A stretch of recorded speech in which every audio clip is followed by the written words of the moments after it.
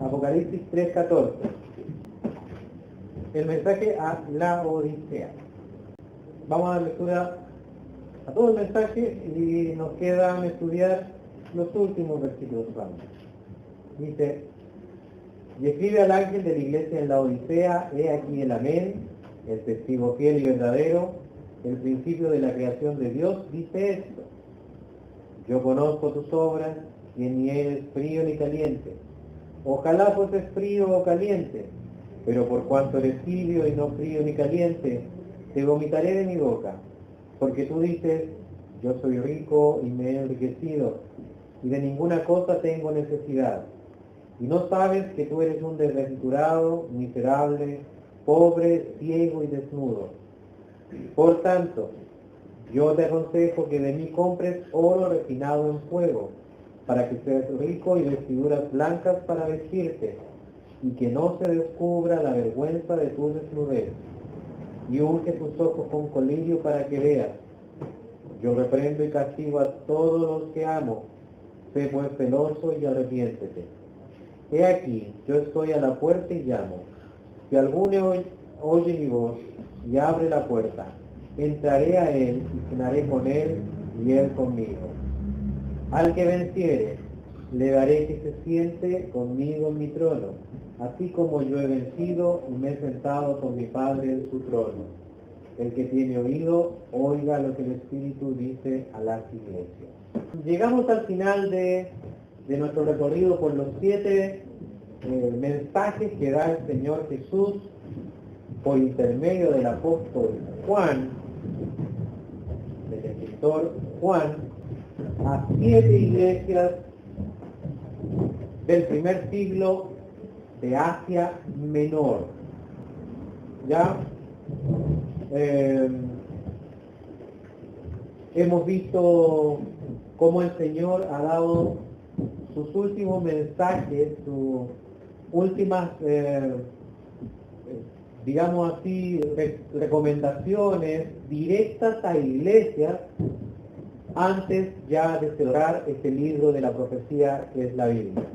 ¿Ya? Antes de empezar a hablar acerca de los eventos futuros y otros eventos celestiales, que es lo que aparece en Apocalipsis 4 en adelante, se dedica estos 2 capítulos a enviar mensajes directos, claros, muy incisivos a 7 iglesias que están en la zona de Asia Menor, que se le llamaba de esa manera en la época. ¿Ya? Recordaremos varias cositas que, por ejemplo, esta zona es la que hoy en día está el país de Turquía, y ahí habían muchas iglesias cristianas en el primer siglo, gracias principalmente al trabajo evangelístico de Pablo y sus colaboradores. Recordemos también que Juan también trabajó muchos años en aquel lugar. La tradición sitúa a Juan durante muchos años en Éfeso, ministrando, pastoreando, pero también preparando ministros para salir a evangelizar y a, podríamos decirlo, fundar iglesias alrededor y pastorearlas también. De esta manera, Asia Menor se llenó de muchas congregaciones, algunas más pequeñas, otras más grandes, algunas más prósperas, otras más pequeñas, otras mejor económicamente, otras pobres. Y el Señor selecciona en su soberanía y en su sabiduría 7 de ellas para enviar los últimos 7 mensajes. Muchos entienden que en estos 7 mensajes están los 7 tipos de iglesia que podemos encontrar en toda la historia. O quizás aplicado de otra manera más directa aún, 7 tipos de cristianos que podemos encontrar en toda la historia. Ambas aplicaciones creo que son muy útiles de hacer y muy útiles de estudiar. Estudiamos cada una de ellas, viendo cómo el Señor primero partía recordándoles que Él tenía el control de todo. Recordemos que Juan estaba apresado en la isla de Patmos y por tanto no tenía probablemente, o si tenía muy pocas noticias acerca de estas iglesias que él probablemente pastoreó, quizás algunas las visitó, quizás conocía los líderes de aquellas iglesias, y por tanto estaba preocupado constantemente de eso, y quizás se preguntaba allá en su cárcel, en su lugar de apresamiento, ¿por qué Dios me tiene acá? ¿Cuál es el propósito de que yo esté en este lugar cuando hay tanto trabajo que hacer y tanto por qué que dirigir, tanto que enseñar, siendo él el último de los apóstoles que quedaba vivo? ¿Qué hace apresado? Bueno, Dios tenía un propósito especial. Y también considerando aquel corazón que debe haber estado muy preocupado, le envía estos mensajes consoladores, diciéndole al Señor que conoce cada una de las iglesias, ¿ya? Y que conoce cada cristiano. Y que también Él controla las dificultades. Es decir, Él, digamos así, permite, da pie para que persecuciones y situaciones difíciles se den en medio de esas iglesias. Pero Él las tiene controladas, ¿ya? Eso es lo que le va a enseñar. De todas maneras, aunque las tiene controladas, el Señor les dice, yo conozco tus obras, y a cada una de la iglesia le da ciertos elogios y ciertas críticas, ¿ya? Y llegamos al último mensaje, tal vez el más fuerte de ellos, que estuvimos estudiando ya dos reuniones ya, y estamos llegando al final. La Odisea, recordemos que era una ciudad muy próspera, ¿ya? Era nueva la ciudad, pero sin embargo era muy próspera, por varios negocios que tenían. El negocio bancario, tenían varios bancos, principales banqueros, así que económicamente tenían probablemente grandes reservas de riqueza, entre ellos de oro. Además también contaban con unas llanuras que los rodeaban, muy fértiles, con muy buenos pastos, donde criaban unas ovejas de una calidad tremenda. Y de esa oveja, por supuesto, también sacaban una lana, que ellos, por medio de unos cruces, lograron que es una lana negra, brillante, preciosa. Cuentan los historiadores que era muy cotizada en todo el mundo y por tanto se importaba a todo el mundo, ¿ya? Tener un abrigo hecho de esa lana era un lujo en cualquier parte del mundo. Lo que significaba que obviamente traía beneficios para la ciudad, beneficios económicos. También tenía un tremendo centro de investigación medicinal, y entre ellos destacaba la oftalmología, donde habían desarrollado algunas cremas para los ojos muy famosas, entre ellos el que en este tiempo era conocido como el ungüento frigio, o el colirio frigio, ¿ya? Era conocido en todo el mundo como un antiséptico para los ojos. Lo malo, tenían problemas con el abastecimiento de agua.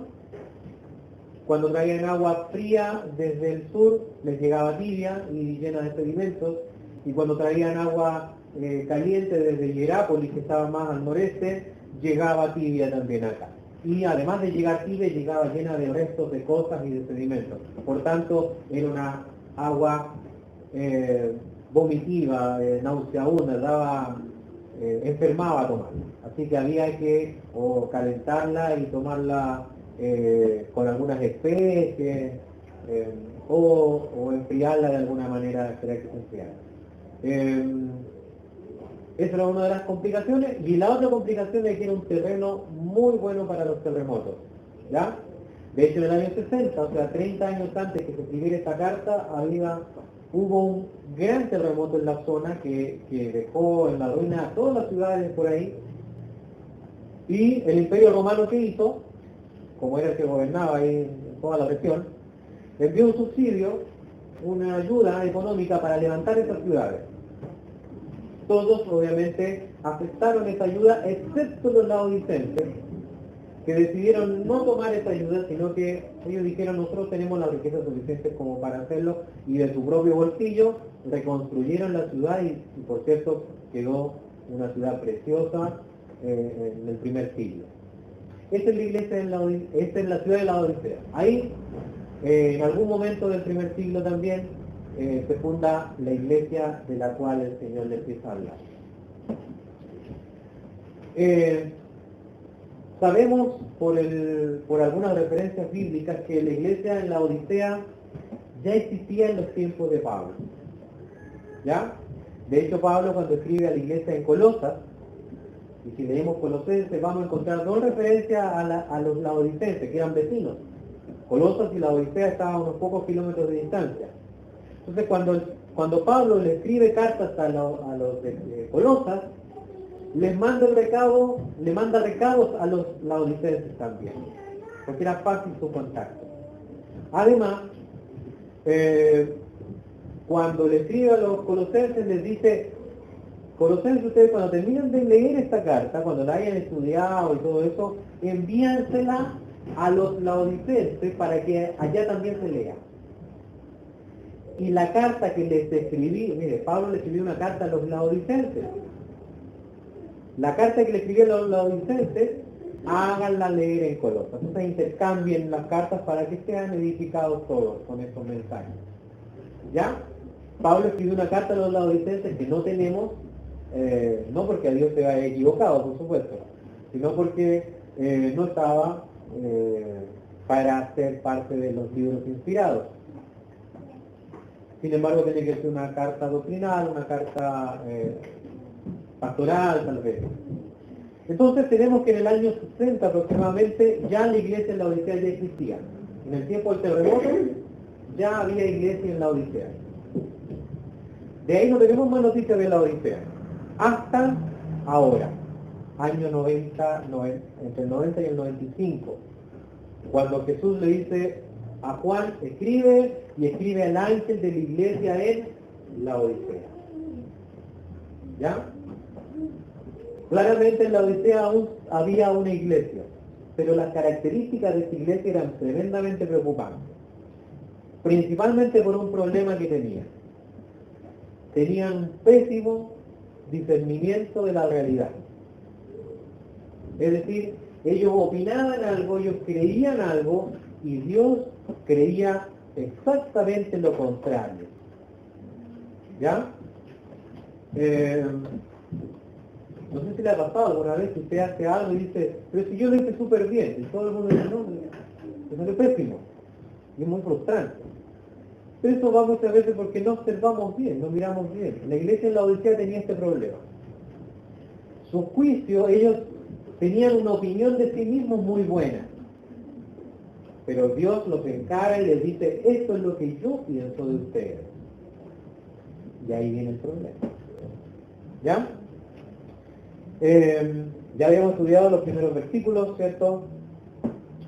El Señor se presenta como el Amén, el testigo fiel y verdadero, y el principio de la creación de Dios. Y le dice: yo conozco tus obras, que ni eres frío ni caliente. Ojalá fuese frío o caliente, pero por cuanto eres tibio y no frío ni caliente, te vomitaré de mi boca. Estas palabras conversábamos que, aunque parecen muy fuertes para nosotros, tenían que ver con algo que ellos vivían a diario, que era la necesidad de agua potable y que no podía ser respondida satisfactoriamente. Y que si ellos se atrevían a ir a los canales de agua potable y sacar agua así con un vaso, llegar y tomarla, sabían que era un agua que, por su tibieza y por los sedimentos, la sal que traía, era nauseabunda. Esa misma sensación de que se enfermaban al tomar eso, de náusea, sentía el Señor por ellos.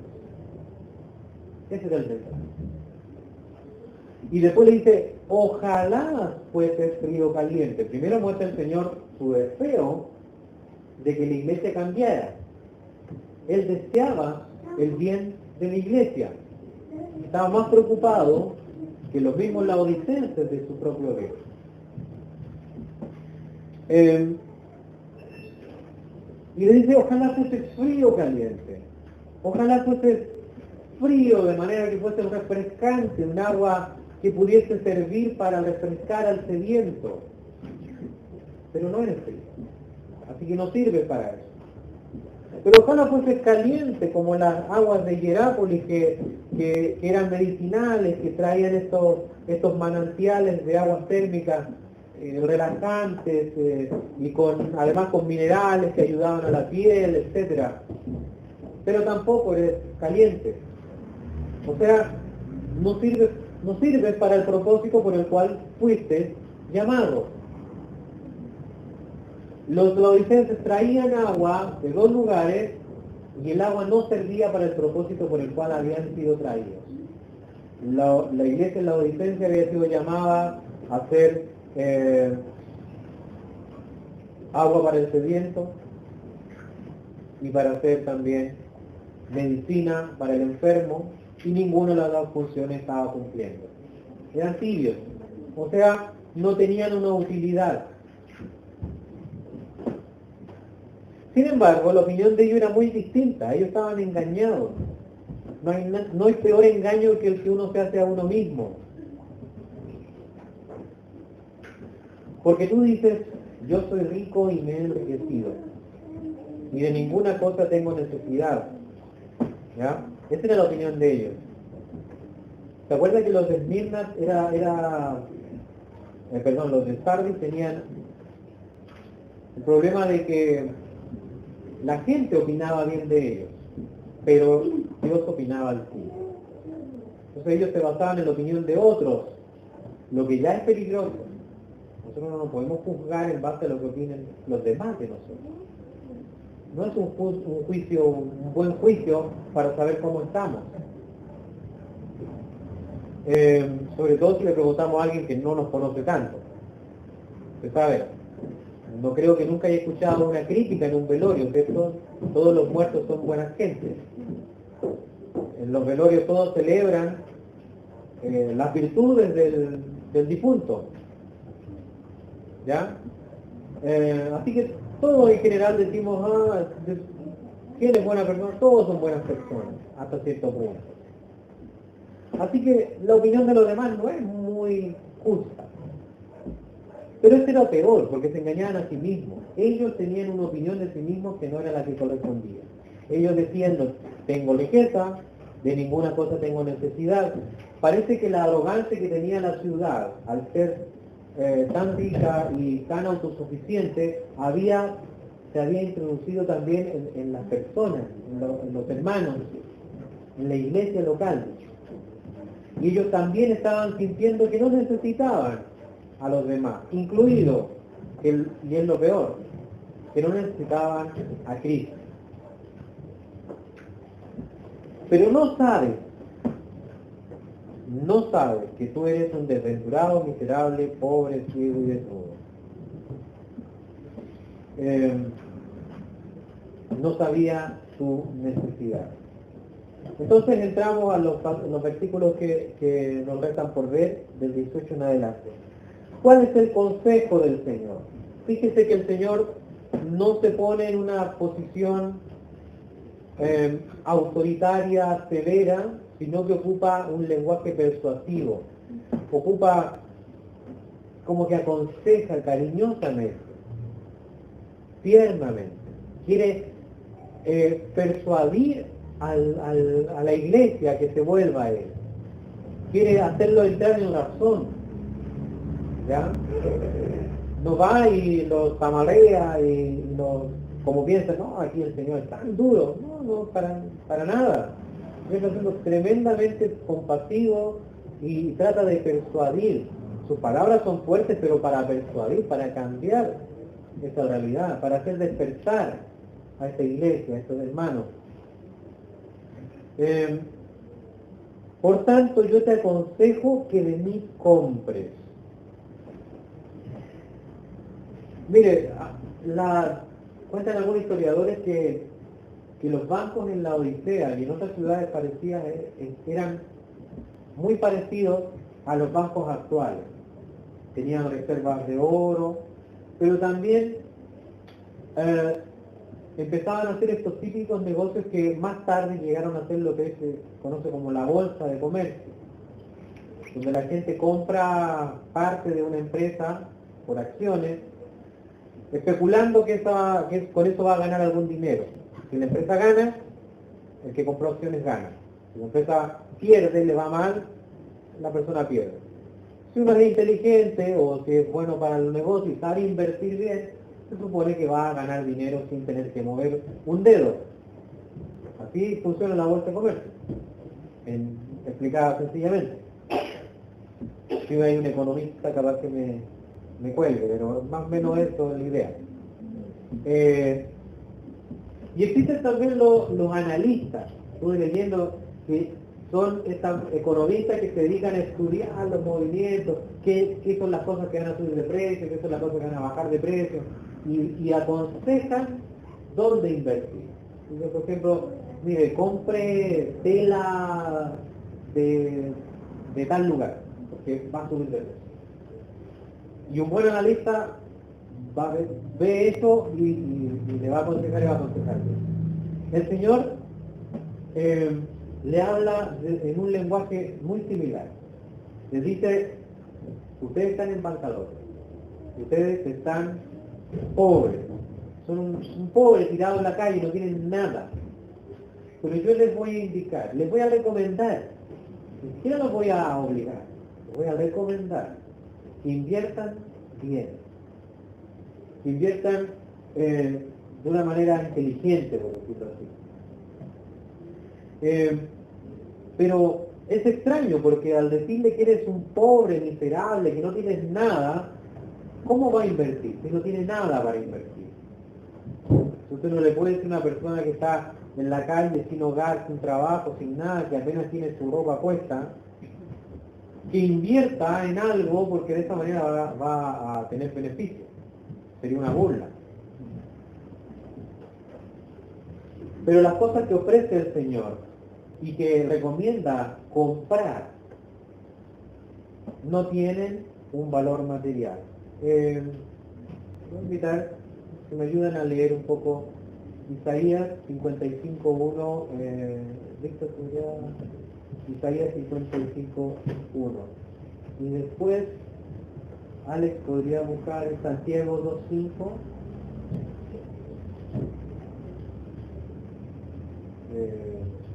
Francisco, lo voy a buscar. Francisco primero, y después Francisco Coronado. Primera de Pedro 1.7 y Francisco Coronado, Mateo 6, 19 al 21.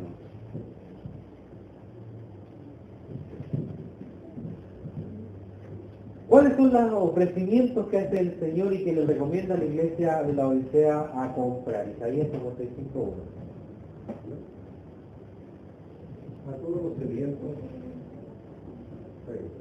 ¿Sí? a todos los sedientos venid a las aguas, y a los que no tienen dinero venid comprar y comer, venid comprar sin dinero y sin precio, vino y leche.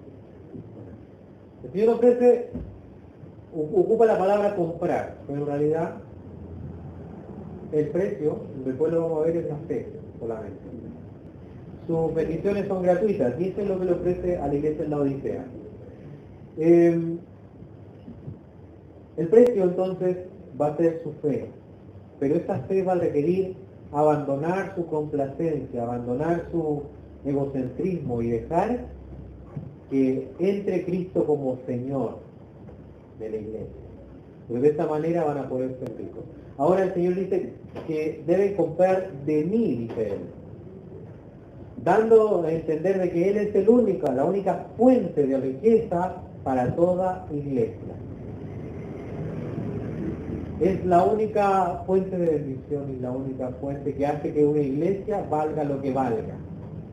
Vale lo que vale. Vale en cuanto a Cristo la ha bendecido.